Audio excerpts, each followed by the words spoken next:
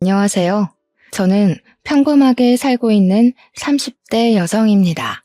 기가 막히고 코가 막히는 사연을 가지게 되어 여러분께 공유하려고 지금 컴퓨터 앞에 앉았네요.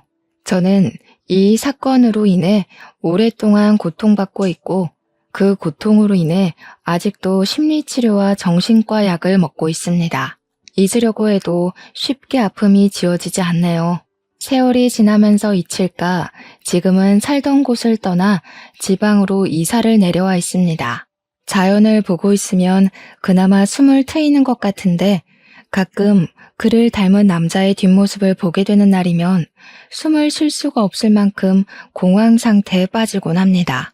저를 이렇게 만든 사람을 잊으면 좋겠지만 어쩌면 나에게는 유일한 피부치였을 사람을 잃고 가장 사랑하고 믿고 싶었던 사람에게 배신을 당하니 마음의 병이 쉽게 잊히지 않는 것 같아요. 조금은 긴 이야기가 될지 모르겠지만 제 사연을 공개하려면 저의 성장 배경을 소개해야 할 것 같아 간단하게 어릴 때부터 이야기하겠습니다. 저는 갓난아기 때 일반 가정에 입양된 입양아였습니다. 제가 8살 때까지는 키워주시는 부모님이 당연히 친부모님이신 줄 알고 컸고요. 물론 그만큼 사랑 또한 듬뿍 받으며 컸습니다. 저를 부모님은 물론 할머니 또한 정말 많이 예뻐해 주셨는데 아직도 기억나는 것은 제가 괜한 투정을 부려도 할머니는 귀엽다고 엉덩이를 토닥여 주셨기에 제가 입양하라는 생각을 못하고 컸던 것 같아요. 그런데 제가 7살 때 첫째 동생이 태어나고 저의 모든 세상이 하루아침에 바뀌었어요. 엄마가 어린 남동생을 병원에서 안고 와서 그 모습이 너무 예쁘고 귀엽던지 저는 바로 달려가서 포대기에 쌓여있는 동생의 볼을 살짝 쓰다듬었습니다. 그런데 옆에 있던 할머니가 제 손목을 휘어잡으며 떨어지라고 소리를 치시더라고요. 어린 동생은 큰 소리에 놀라서 울고 엄마 아빠는 할머니에게 애한테 왜 그러냐고 타박을 하셨죠. 저는 그때까지 아기가 너무 작고 약해서 내가 실수할까봐 그러나 보다 하고 아기 근처에 안 갔던 기억이 있어요.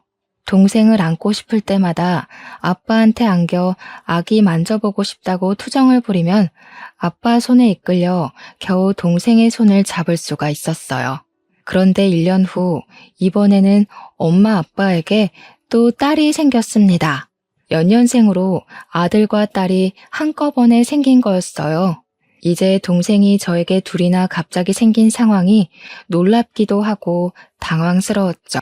또 만질 수 없는 애가 또 생겼으니까요. 엄마 아빠도 애 셋을 봐야 하니 부담스러우셨을까요? 그때까지 제 편을 들어주었던 엄마 아빠의 눈빛이 달라지셨어요. 저는 8살이었으니 당연했지만 너는 스스로 네 일을 해야지, 동생을 네가 봐야지 하는 요구가 늘어났습니다. 그래도 저는 드디어 동생들을 만질 수 있다는 생각에 더 신이 나서 알겠다고 잘 볼 수 있다 하면서 동생들과 놀아주었어요. 평생 혼자 살다가 남동생, 여동생이 생기니 너무 좋기도 했고 동생들이 너무 귀여웠거든요. 기저귀도 갈아보고 이유식도 먹여보고 같이 목욕도 하고 그때까지는 제 친동생이라서 제가 돌본다고 생각을 했습니다. 그렇게 그날도 동생들과 신이 나게 놀고 있는데 할머니가 집으로 오셨습니다. 현관문을 열고 들어오시며 저를 보면서 인상을 찌푸리시더라고요. 그리고 바로 안방으로 들어가셨습니다. 그런데 부모님과 할머니의 말이 방문 밖으로 새어나오더군요. 아니, 왜 쟤는 아직도 여기에 두는 거냐? 첫째 낳으면 바로 다시 보낸다고 하지 않았어? 이제 둘째까지 있는데 언제까지 거두고 살 거야? 당장 내보내. 애 셋을 어떻게 보려고 하냐? 너희 형편에 애 셋을 어떻게 키워? 어머니, 그래도 이제껏 친자식처럼 키웠는데 어떻게 친자식 생겼다고 바로 파양을 합니까? 그래도 애들 잘 돌보고 말도 잘 들어요, 이제. 그 말은 그만하세요. 아니, 너는 그렇게 물러 터져서 안 된다는 거야, 응? 처음부터 내가 쟤의 입양을 허락한 건 남의 자식 키우면 하늘이 간복해서 부부에게 애를 준다는 그거 하나 때문에 허락한 거다. 그런데 이제 친자식 둘이나 생겼는데 언제까지 저 애를 돌볼 거야? 제 역할이 끝났으면 다시 제자리로 돌아가는 게 당연하지. 당장 돌려보내. 어머니, 제가 연년생을 한꺼번에 낳다 보니 애 둘을 한꺼번에 돌보기가 너무 힘들어요. 유라는 애들 돌보라고 시키면 되니까 그냥 두세요. 그럼 제 키우는 밥값은 하는 거 아니겠어요? 지금도 학교 다녀오면 애들 씻기고 밥 먹이고 하는 건 유라가 다 해요. 그냥 어린 부모 하나 둔다고 생각하세요. 저는 그 말을 듣고 제가 입양하라는 사실과 이 집에 아직도 남아있는 건 동생들을 돌보는 보모가 필요했기 때문이라는 것을 알게 되었습니다. 그리고 제 역할을 제대로 하지 못하면 이 집에서 쫓겨나야 한다는 사실도 알게 되었죠. 어떻게든 다시 이 집의 가족이 되려면 저는 착실히 제 역할에 충실을 해야 했습니다. 물론 엄마 아빠는 저를 보내기 싫어서 할머니를 달래려고 그런 말을 하실 수도 있었지만 어린 저는 그런 생각을 하지 못했죠. 저는 이곳에서 살기 위해 학교를 다녀오면 바로 애들을 돌봐야 했어요. 어차피 부모님이 맞벌이하니 동생을 돌보는 것은 당연했지만 제가 입양하라는 것을 몰랐을 때와 아이들의 돌보는 느낌은 천지 차이가 되어버렸죠. 그전까지는 가족으로서 의무였다면 이제는 저에게 생존의 문제가 되어 있었으니까요. 동생이 열이라도 나는 날이면 저는 손발이 덜덜 떨려왔어요. 제가 잘못해서 동생이 아픈 건 아닌지, 아이를 잘 못 본다고 저를 쫓아내지는 않는지 온갖 걱정이 저를 휘감았죠. 그렇게 세월이 가고 제가 중학교 3학년 때 아빠가 갑작스러운 사고가 나시고 말았어요. 아빠가 일하시다 높은 곳에서 떨어지셨는데 엔지니어로 일을 하셨던 아빠는 회사를 더 이상 다닐 수가 없으셨어요. 어깨뼈가 심하게 다치시며 손을 높이 드실 수가 없게 되었거든요. 엄마 혼자 저희 식구들 모두 먹여 살려야 할 상황이 되자 가장 먼저 눈에 가시덩어리인 제가 눈에 밟히셨나 봐요. 할머니가 온 식구를 불러 모으셨어요. 사실 저는 할머니가 무슨 말을 꺼내실지 대충 감이 왔어요. 저를 보실 때마다 언제부터인지 할머니는 저를 감정 쓰레기통으로 사용하고 계셨거든요. 너희 이제 어떻게 할 거니? 이제 아범 너는 직장도 그만두었는데 어멈 너 혼자 벌어서 애들 먹여 키우고 또 병원비에 학원비에 다 어떻게 감당할래? 군입 하나라도 줄여야겠지 않니? 쟤 그만 보내라. 저만큼 키웠으면 하늘도 간복해서 놀랐겠다. 이제 보내도 원망 하나 하지 않을 거야. 할머니 말에 엄마 아빠는 아무 말이 없으셨어요. 이미 그 순간 저의 운명은 결정되어 있었던 거죠. 순순히 모든 것을 받아들여야 했습니다. 이제껏 이곳에 있었던 것도 다행이라 생각해야 했죠.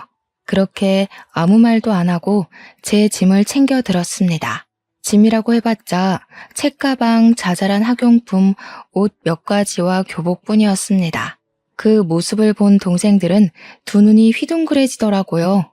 이제껏 친누나 친언니인 줄 알았던 제가 피를 나눈 사이가 아닌 사이라는 것을 알았으니까요. 집을 나가려는데 양쪽에 한 놈씩 붙어서 저를 붙들었습니다. 안 돼, 누나. 가지 마. 누나, 나 두고 가지 마. 누나 없으면 밥은 누가 줘? 응? 이제 누가 공부 알려줘. 나도 데려가. 같이 갈래. 언니, 가지 마. 할머니 미워. 왜 언니 쫓아내는 거야? 할머니가 나가. 언니 말고 할머니가 우리 집에서 나가. 언니랑 있을 거야. 언제나 집에서 동생들을 챙기는 것은 온전히 저의 몫이었기에 어쩌면 동생들에게는 저는 엄마 같은 존재였을지도 모른다고 생각이 들더군요. 꼭 물가에 내놓은 아이들을 보는 것 같았어요. 그래도 어쩌겠어요.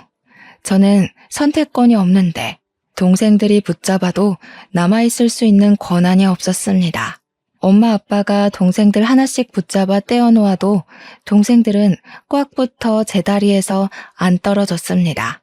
저는 꾹꾹 참았던 눈물을 흘리고 말았어요. 그래도 저를 가족으로 받아주는 건 동생들 뿐이었으니까요. 그리고 이곳에 남아있고 싶었습니다. 저는 할머니 앞으로가 무릎을 꿇었어요. 제발 3년만 이곳에 있게 해주시면 안 될까요?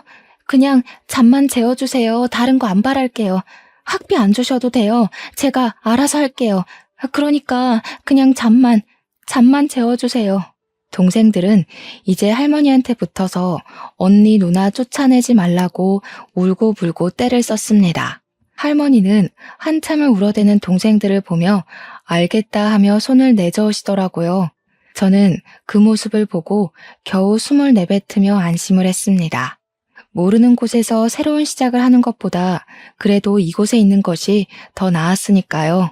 그리고 저는 누나가 이곳에 있으려면 동생들에게 이제 스스로 챙겨야 한다고 알려주어야 했습니다. 돌보는 게 아니라 교육을 하면서 아르바이트 자리를 알아봐야 했습니다.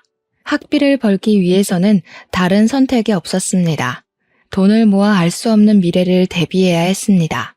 일단 먹여주고 재워주는 것에 감사하면서 일하고 돌아와 저녁에는 동생들을 챙겼습니다. 아직은 동생들이 스스로 챙기는 것은 무리였던지 엄마는 처음에 제가 아르바이트에 늦으면 짜증을 자주 내셨어요.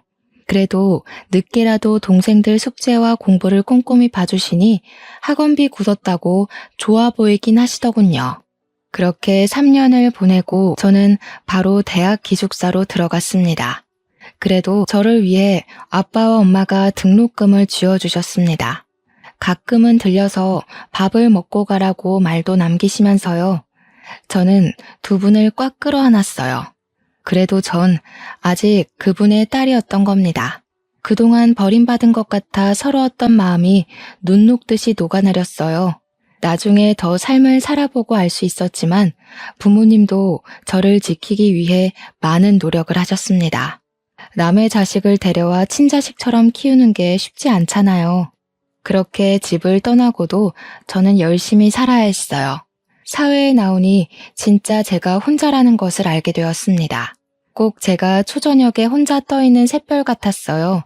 허허벌판에 외롭게 서 있는 기분 같았습니다. 이를 꽉 물고 버티고 또 버티며 대학을 졸업하고 회사를 들어갔습니다.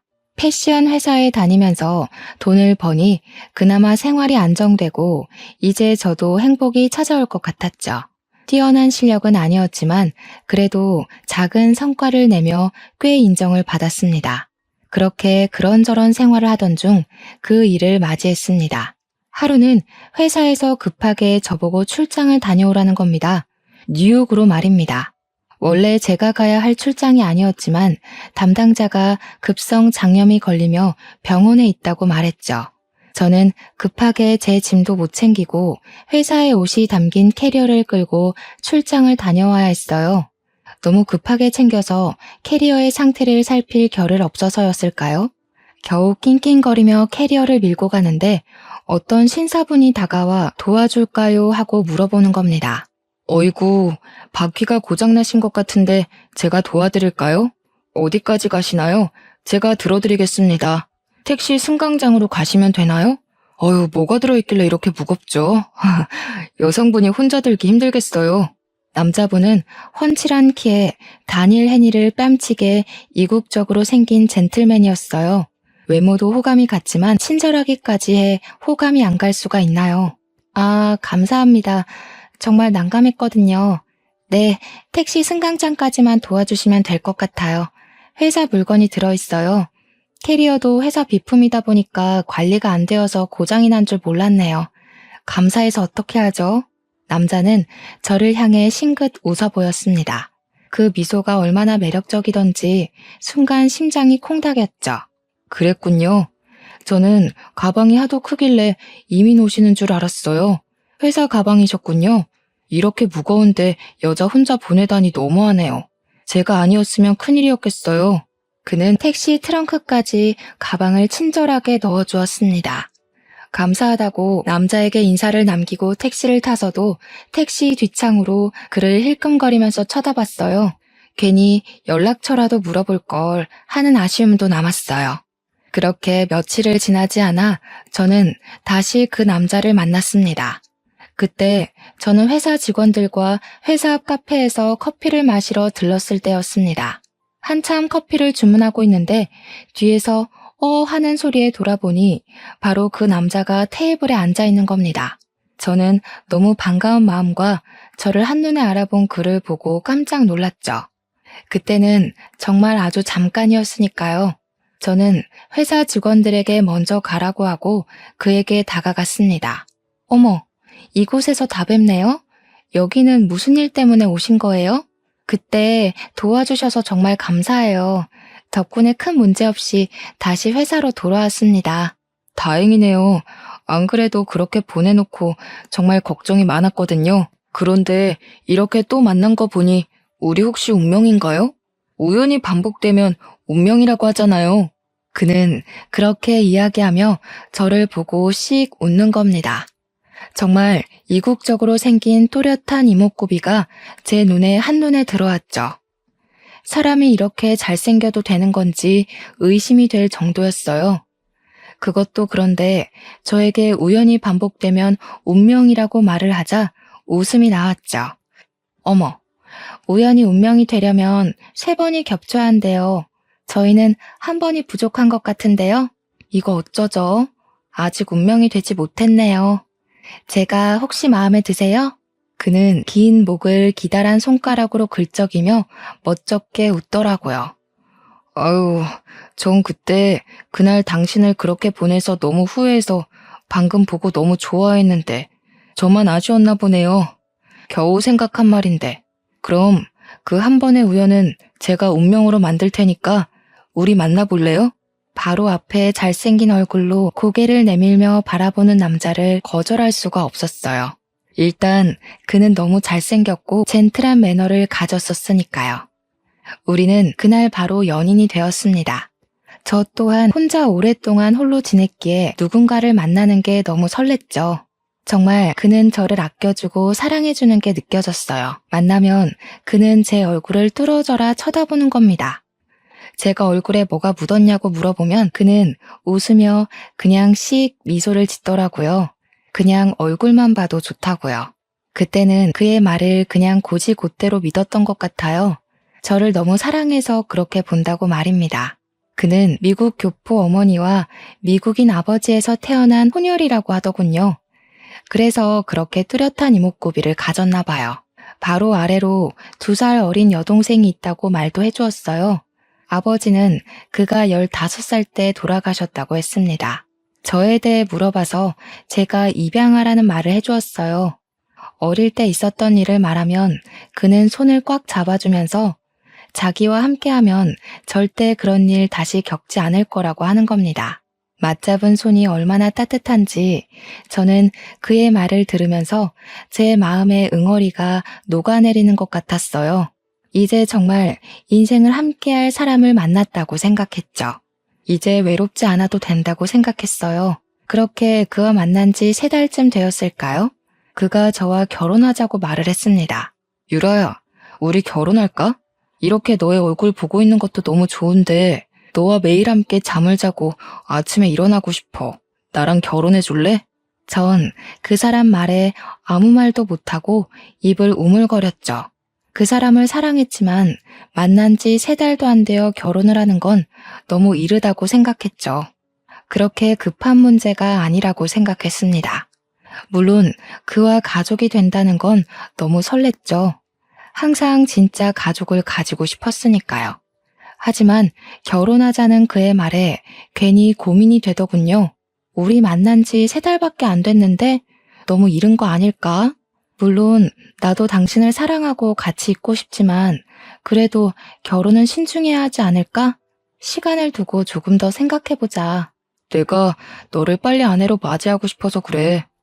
자주 만나서 이렇게 얼굴 보는 건 좋은데 매일 만나는 것도 아니고 나는 매일 너랑 얼굴 마주하고 싶은데 우리 결혼하자. 응? 내가 잘해줄게. 지금보다 더 많이 사랑해줄게. 가족을 갖는 것에 확신이 서지 않아서였을까요? 저는 결국 그때는 그에게 결혼하겠다고 확답을 하지 못했습니다. 아무리 생각해도 만난 지 3달 만에 결혼하는 것은 이른 것 같았어요. 주위의 동료에게 물어보니 결혼정보 회사를 통해 만나 결혼하는 경우에는 딱 3번 보고 결혼하는 경우도 있다고 하더군요. 아는 사람은 한 달 만에 결혼해서 10년 넘게 잘 살고 있다. 사람마다 케바케다. 이렇게 말을 하는 겁니다. 그때 당시 정말 고민을 많이 했습니다. 그에게 바로 결혼하겠다고 못하는 게 너무 오랫동안 혼자 지내서 그런 것은 아닌지, 그를 믿어야 하지만 사람을 믿는 믿음이 부족해서 그런 것은 아닌지 걱정이 되었죠. 하지만 저를 간절히 바라는 그를 배신하고 싶지 않았어요.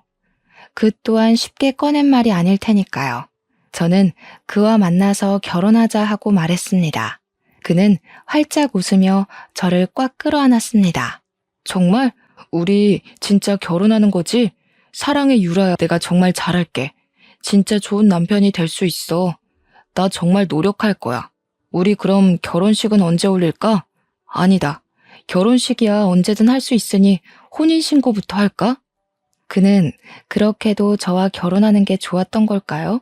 저는 너무 앞서가는 그의 손을 꽉 잡았습니다. 진정 좀 해. 일단 부모님들께 결혼 허락을 맡아야지. 아무리 둘이 하는 결혼이라도 부모님께 알리고 서로 인사하고 그래야 하잖아. 결혼식은 그 다음에 하는 거야. 이렇게 번갯불에 콩 구워 먹듯이 후딱 치르는 결혼은 못하겠어. 그의 얼굴이 순식간에 뒤틀렸습니다. 그렇게도 저와 결혼을 하고 싶었던 건지 그는 고개를 숙이고 한참을 고민했습니다. 그러다가 나직이 긴 숨을 내뱉었습니다. 알겠어, 그럼. 부모님 만나면 정말 바로 결혼하는 거야? 다른 말하기 없어. 그때 결혼을 미룬다고 하면 안 돼? 약속해. 저는 고개를 끄덕였습니다. 그는 제 손을 꽉 잡더라고요. 알겠다고 미국에서 가족을 한국으로 부르겠다고요. 그렇게 저는 그 사람의 가족을 만나게 되었습니다. 그의 가족들이 온다고 해서 그와 함께 공항까지 마중을 나가게 되었죠. 공항에서 그의 어머니와 여동생을 보고 저는 깍듯이 인사를 했습니다. 그런데 그의 가족들이 저의 얼굴을 보고는 표정이 굳더라고요. 정말 못 볼 것을 본 것처럼요. 심지어 어머니는 길게 한숨을 내쉬었어요. 저는 그 순간은 그냥 웃고 넘겼습니다. 정말 제가 마음에 안 드시나 보다 했죠. 그의 차로 호텔로 가는 내내 둘의 표정은 굳어 있으면서 말이 없었습니다. 한참을 아무 말 없는 정적이 넘쳐 흘렀습니다. 어머니가 먼저 말을 거시더군요. 혹시 집은 어디 있나요? 부모님은 계시나요? 형제는 있어요? 그동안 어떻게 지냈어요? 태어난 연도하고 생일은 어떻게 되나요? 아이고, 참 물어볼 질문이 많네. 저는 그래도 어색한 분위기 속에서 어머님이 어렵게 물어보는 것 같아서 성실히 답을 해드렸습니다. 집은 지방이고요. 부모님은 두 분 다 계세요. 형제는 제 밑으로 남동생, 여동생 이렇게 둘이 있고 또 그때 그가 어머니께 화를 내며 제 말을 끊었습니다. 어머니, 왜 그런 질문을 하세요? 제가 다 전화로 알려드렸잖아요. 이제 그런 거 그만 물어보세요. 이 사람 불편하게 왜 그런 질문을 하는 거예요? 유라야, 내가 다 말씀드렸어. 이제 그만 말해도 돼. 다시 차 안에 어색한 침묵이 흘렀습니다. 저는 당시에 가족 사이가 나쁜가 보다 하고 넘겼습니다. 그리고 그가 정말 제가 불편할까봐 그런 거라고 생각을 했죠. 호텔로 내려다주고 돌아가는 길에도 그는 제 손을 꽉 잡고서 기분 나쁘진 않았는지 또 물어보더라고요. 이렇게 저를 챙겨주는 게 고맙기만 했죠. 그렇게 가족이 모인 상견례가 시작되었습니다. 저는 엄마 아빠를 몇 년 만에 뵙는 거였어요. 그동안 삶이 바쁘기도 했고 왠지 가족에서 떨어져 나간 것 같았거든요. 그런데 두 분은 흔쾌히 저의 상견례에 와주시고 사위가 잘생겼다 하고 잘 살라고 축복을 내려주셨습니다. 남편이 정말 훤칠하게 잘생겼더라. 이놈 아빠 보고 자라서 얼굴만 보고 남편감 고른 거 아니지? 잘 살아. 그리고 불러줘서 고맙다. 저는 아빠를 꽉 껴안아드렸어요. 와주셔서 너무 감사해요. 자주 못 가서 너무 죄송해요. 정말 정말 잘 살 거예요. 걱정하지 않으셔도 돼요. 그동안 키워주셔서 정말 감사해요. 엄마 아빠는 제 손을 꽉 잡아주시며 토닥이셨습니다. 미안하다 유라야. 그때는 정말 우리가 사는 게 팍팍해서 너의 마음까지 챙길 여유가 없었어. 너에게 그렇게 대하면 안 된다는 걸 알면서도 먹고 사는 게 급급했다. 서운한 거 다 털어버려라.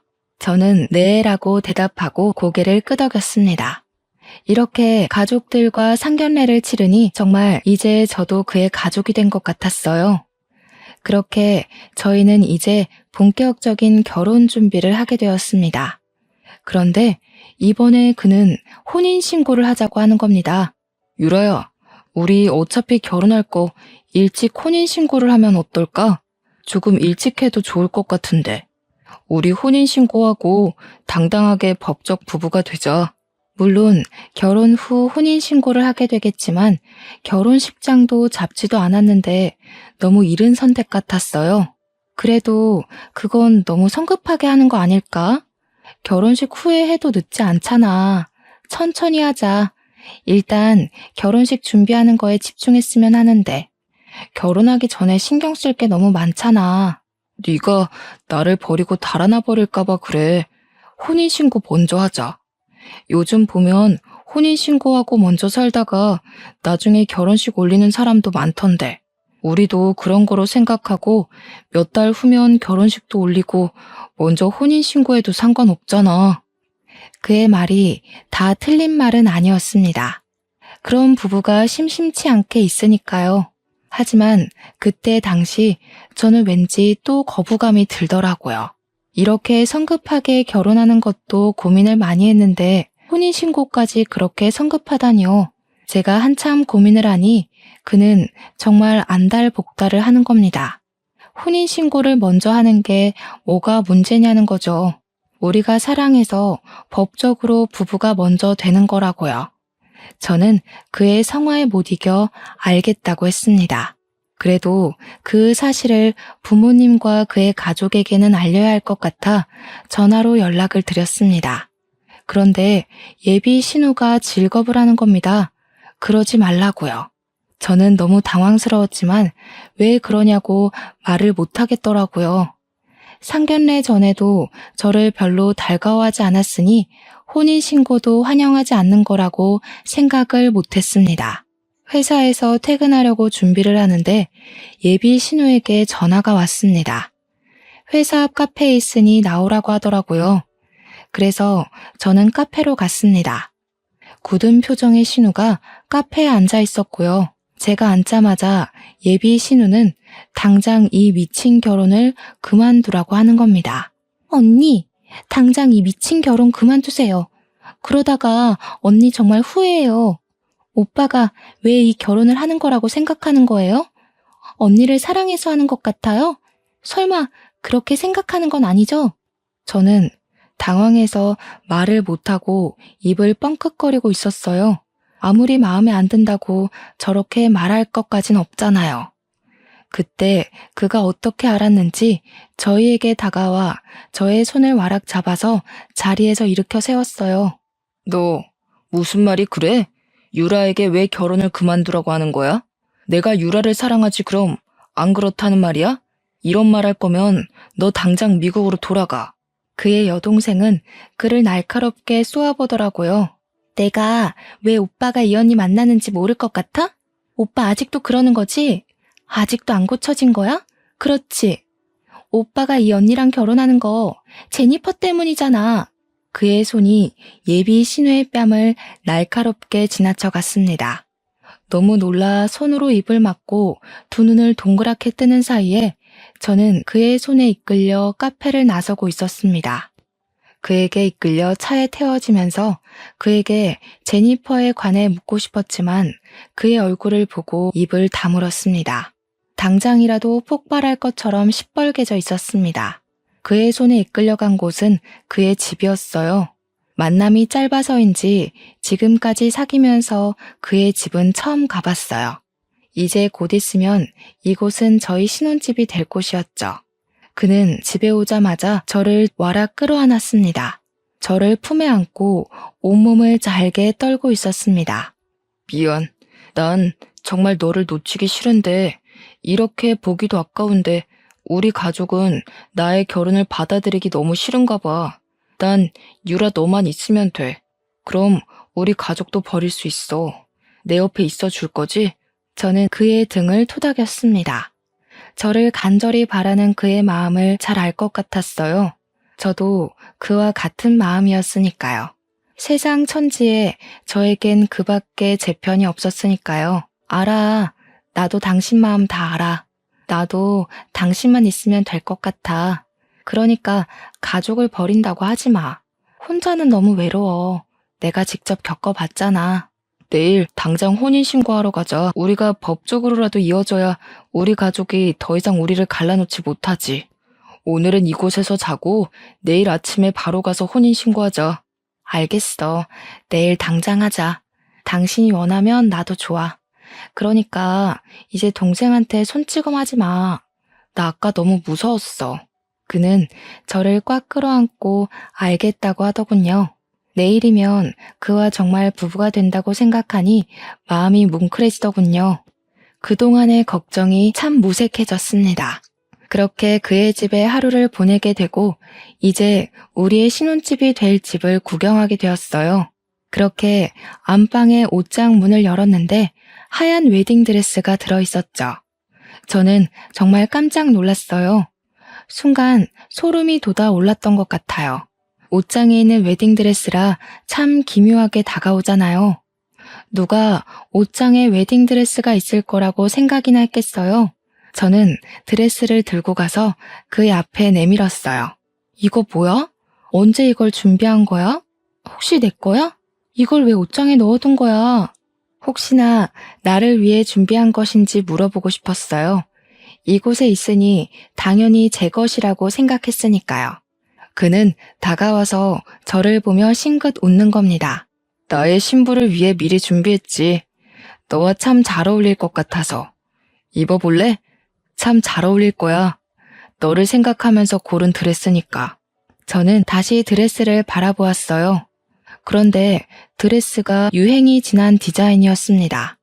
최신 유행하는 디자인은 아니었지만 그래도 저를 위해 준비했다고 하니 순간 설레더군요.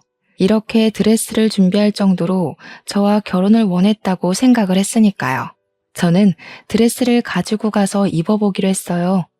안방으로 들어가서 드레스를 입고 살짝 치마를 들었는데 치맛단 끝 속치마에 갈색 얼룩이 보이는 겁니다. 치마를 들여 안쪽을 보니 핏자국이 더 선명하게 보였어요. 오래되어 갈색으로 변색된 핏자국에 저는 온몸에 소름이 쫙 끼쳐서 서둘러 방문을 걸어 잠가 버렸습니다. 그가 문을 잠그는 소리를 들었는지 문고리를 쥐고 흔들면서 말했습니다. 제니퍼, 무슨 일이야? 무슨 일 있어? 문 좀 열어봐. 제니퍼, 왜 문을 잠근 거야? 문 열어. 왜 문을 잠근 거냐고. 그의 목소리가 선명하게 제 귓속으로 파고들어왔습니다. 제니퍼라니. 그의 입에서 나오는 이름은 분명 제니퍼라는 이름이었어요.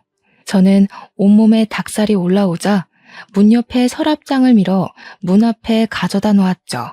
그리고 침대 위에 벗어놓은 제 옷에서 핸드폰을 꺼내 예비 신우에게 전화를 걸었어요. 그는 아직도 문 앞에서 문을 두드리며 제니퍼를 찾고 있었죠. 여보세요? 저예요. 지금 그의 집인데 그가 저를 제니퍼라고 불러요. 도대체 제니퍼가 누구죠? 지금 그를 피해 안방에 혼자 있어요. 예비 신우가 길게 숨을 내쉬더군요. 그리고 저에게 충격적인 이야기를 들려주었어요. 제니퍼는 오빠가 사랑한 첫사랑의 이름입니다. 둘은 8년을 사귀고 결혼을 약속한 사이였어요. 그런데 갑자기 죽어버려서 오빠가 아주 힘들어했어요. 당신하고 많이 닮았어요. 아니, 저도 처음 당신을 봤을 때는 당신이 혹시 제니퍼가 아닌가 착각을 했습니다. 그녀의 말에도 저는 이해가 가지 않았죠. 아무리 닮았다고 해도 사람을 착각한다는 게 말이 안 되잖아요. 아무리 닮아도 사람을 착각하다니 말이 안 되잖아요. 그리고 그 사람 집에 웨딩드레스가 있던데 혹시 이것도 제니퍼의 드레스인가요? 혹시 당신은 자신이 쌍둥이라는 것을 모르고 있었나요? 제니퍼는 자신이 아기 때 한국에서 입양이 되었다고 일란성 쌍둥이 동생이 한국에 남아있다고 항상 말했습니다. 혼자 미국으로 입양되었다고요. 언젠가 당신을 만나러 한국으로 가겠다고 말했었습니다. 저는 그때까지 저에게 쌍둥이 언니가 있다는 걸 모르고 살았습니다. 결국 그가 사랑한 건 제가 아닌 죽은 언니였던 거죠. 그때 그가 문을 밀어내고 방 안으로 들어왔습니다. 문고리가 이미 망가져 헐렁거리더군요. 그는 저를 보며 미소를 지었습니다. 저는 그를 피해 뒷걸음쳤습니다. 그는 제게 다가와 어깨를 꽉 잡더군요. 제니퍼, 돌아왔구나. 드디어 나에게 다시 돌아왔어. 얼마나 이 순간을 기다렸는지 알아? 그때 정말 미안했어. 혹시 많이 아팠어? 너를 아프게 하고 싶지 않았는데 용서해 줄 거지? 이미 그의 눈에는 저는 없었어요. 그의 앞에서 있는 것은 제니퍼인 저의 언니였습니다. 저를 껴안는 그를 밀쳤습니다. 나는 제니퍼가 아니야. 제대로 봐. 난 김유라라고. 당신이 말하는 제니퍼는 이미 죽었어. 이제껏 나를 사랑한 게 아니라 언니를 사랑해서 나를 좋아한 거야? 어떻게 이럴 수가 있어? 순간 그의 얼굴이 뒤틀렸습니다. 그러더니 제 발밑에 무릎을 꿇으며 손을 싹싹 비는 겁니다. 아니야, 미안해 유라야. 내가 잠깐 정신이 나갔나 봐. 내가 사랑하는 건 네가 맞아. 착각하지 않았어, 정말이야. 내가 너를 얼마나 원하는데. 저는 그 순간 그에게 벗어나야겠다고 생각하고 밖으로 뛰쳐나갔습니다. 그는 뒤에서 저를 확 잡으면서 놓지를 않더라고요. 그리고 그대로 포개져 바닥으로 꼬꾸라져 쓰러졌습니다. 그는 저를 위에서 짓누르며 얼굴을 바짝 들이밀었습니다. 나에게서 도망 못 가. 왜 나를 벗어나려고 하는 거야? 내가 너를 얼마나 사랑하는데. 너도 제니퍼도 왜 날 도망가려고 하는 거야? 내가 얼마나 사랑해줬는데. 미쳤어. 너는 미쳤어. 이게 사랑이야? 이건 사랑이 아니야. 집착이지. 언니를 도대체 어떻게 한 거야? 이 드레스는 도대체 뭐냐고. 그는 저의 어깨를 강하게 짓누르며 저의 귀에 작게 속삭였습니다. 나랑 결혼하기 싫다고 해서 영원한 나의 신부로 만들었지. 이제 네 차례야. 유라야, 나를 벗어날 생각하지 마. 저는 두 눈을 날카롭게 뜬 그를 보며 온몸을 벌벌 떨어야 했습니다. 그의 손은 꿀 틀어쥐고 있었습니다. 이제 나는 죽겠구나 하고 마지막 숨이 목구멍까지 차오를 때 현관문이 열리며 그의 어머니와 여동생이 경찰들과 들이닥쳤습니다. 경찰들은 제 위에 있는 그 사람을 끌어냈습니다. 결국 그는 현행범으로 바로 경찰서로 끌려갔습니다. 저는 그곳에서 그의 여동생에게 그 전에 언니에게 있었던 일을 모두 들을 수가 있었습니다. 언니와 그는 고등학교에서 만난 사이였다고 합니다. 고등학교 때까지 8년간 사귀었던 두 사람은 각자 다른 대학을 다녔던 몇 년을 제외하고 거의 곁에 붙어 있었다고 합니다. 문제는 대학 졸업 후 그와 다시 만난 후부터 있었다고 합니다. 언니는 사교성이 뛰어나 주위에 사람이 넘쳐났다고 합니다. 그는 그것을 항상 못마땅하게 생각했나 봐요.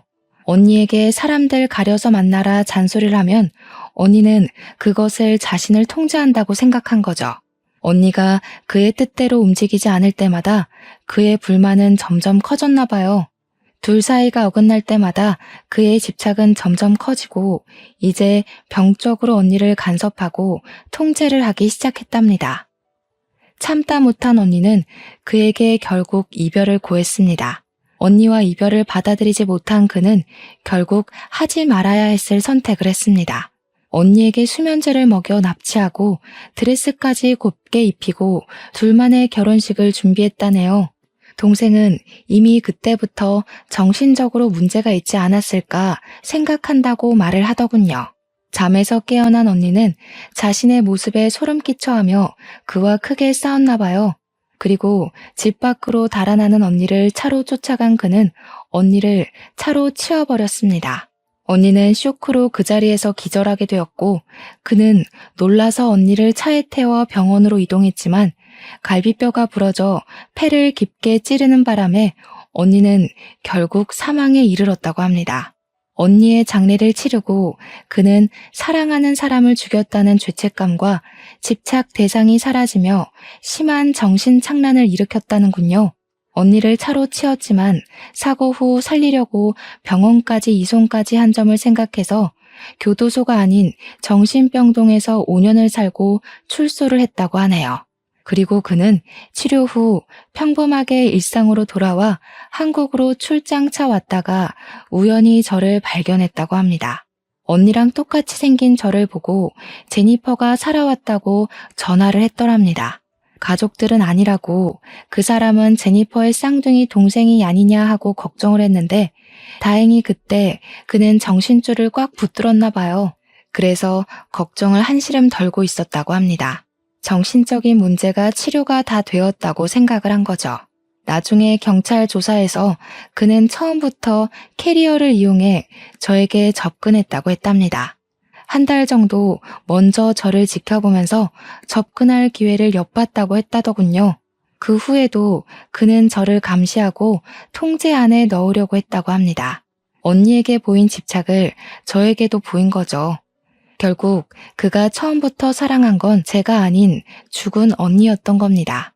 저의 모습에서 언니를 보고 좋아하고 사랑했던 거겠죠. 저는 다시 그를 찾아가서 말을 해봐야 하는 건지 고민을 했습니다. 가서 말을 한다고 무슨 의미가 있는지 고민을 했지만 완벽한 이별을 고하기 위해 저는 그가 있는 구치소를 찾았습니다. 그는 구치소의 교도소복을 입고 제 앞에 앉았습니다. 보기 좋네. 구치소 밥이 잘 나오나 봐. 사실 찾아올까 오지 말까 고민을 참 많이 했어. 우리가 더 이상 할 말이 남아있을까 하고 말이야. 하지만 묻고 싶더라고. 정말 나를 사랑하지 않았어? 한 번도 나를 사랑한 적 없어? 나한테서 언니를 보고 그동안 좋아한 거야? 처음에는 그랬던 것도 같아. 너를 처음 보는데 제니퍼가 살아 돌아온 것 같았으니까. 보면 볼수록 그녀가 떠올랐어. 그리고 너를 만나면서 너희는 결국 다른 사람이라고 생각했어. 좋아하는 거 싫어하는 게 너무 다르더라. 그리고 너의 모습이 더 좋았어. 제니퍼는 항상 강하고 당당하고 사람 좋아했지만 너는 반대니까 오히려 나랑 더 맞는다고 생각했어. 오히려 제니퍼가 나를 너에게 보내주지 않았나 생각했어. 확실한 건 마지막은 너를 사랑했다는 거야. 그의 마음에 움찔거렸습니다. 마지막은 저를 사랑했다는 그의 말을 믿고 싶었을까요? 저는 두 손을 꽉 쥐고 마지막을 고했습니다. 그랬구나. 그래도 사랑했다니 나도 그 사랑에 답을 해줘야겠네. 우리는 여기서 이제 헤어지는 거야. 시작했으니 끝도 있어야지. 다시는 우리 마주치지 말자. 다시는 서로를 만나도 모르는 사람인 거야. 우연히 만나도 우리는 운명이 아닌 거야. 고개를 숙이고 울먹이는 그를 두고 자리에서 일어났습니다. 나중에 들은 말은 다시 정신착란 현상을 일으켜 정신감호소로 이송되었다더군요. 저 또한 공황장애가 찾아와 정신과 치료와 약을 먹게 되었죠. 그리고 언젠가 한 번도 본 적이 없는 저를 닮았다는 언니가 묻혀있는 미국으로 가서 그녀를 만나고 싶네요.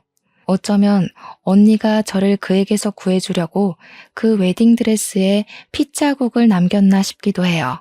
세상에는 기가 막히는 우연이 많다지만 어쩌면 사람에 의해 만들어지는 운명도 있나 봐요. 그것이 가져올 운명이 좋은 것인지 나쁜 것인지 결국은 끝까지 가봐야 알겠지만요.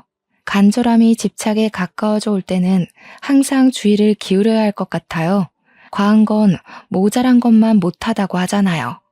여러분도 자신이 사랑하는 사람이 어떤 사랑을 바라는지 한 번쯤은 눈여겨보셨으면 좋겠네요. 긴 사연 읽어주셔서 감사합니다.